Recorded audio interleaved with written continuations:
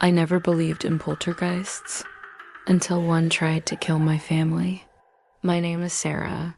In March 2024, we finally got a council house in a quiet village in northern England. 3 bedrooms, cheap rent, perfect for me, my husband Mark, and our 2 kids minus 9-year-old Lily and 6-year-old Jake. The first week, everything was normal. Then the knocking started. It was always 3 knocks on the wall, exactly when someone was alone in a room. At first, we thought it was the neighbors, but the neighbors were an elderly couple who were away in Spain. One night, I was in the kitchen alone, making tea at 2 a.m. 3 loud knocks came from inside the cupboard right next to me.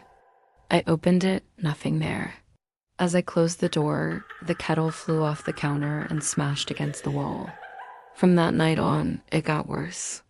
Things started disappearing and reappearing in weird places. My car keys were in the fridge. Lily's favorite teddy bear was found hanging from the ceiling fan by its neck.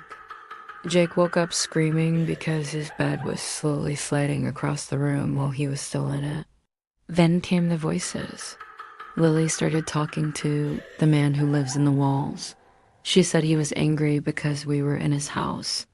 One evening, she drew a picture of a tall black figure with no face and red eyes.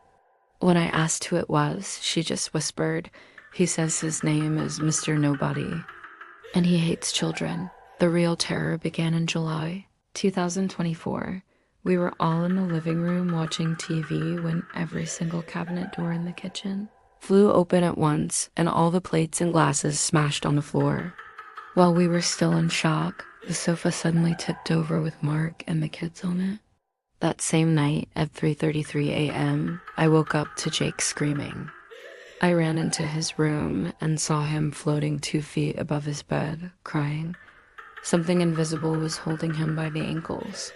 I grabbed him and we all slept in our room with the lights on.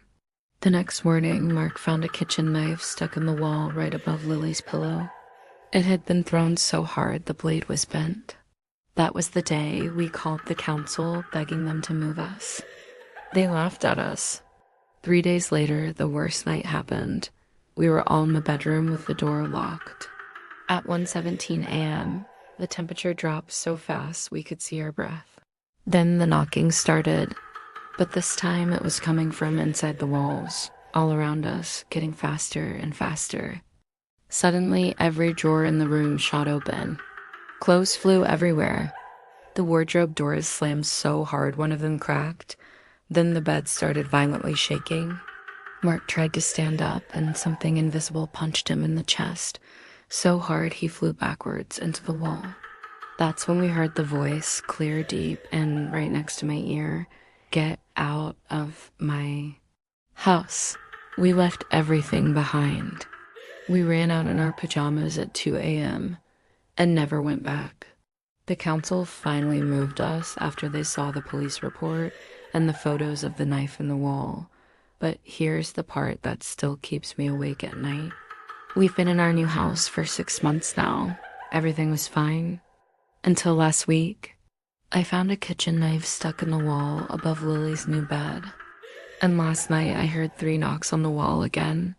If you're watching this and you live in a council house, be careful what you wish for when you ask to be moved. They don't always send you somewhere safer.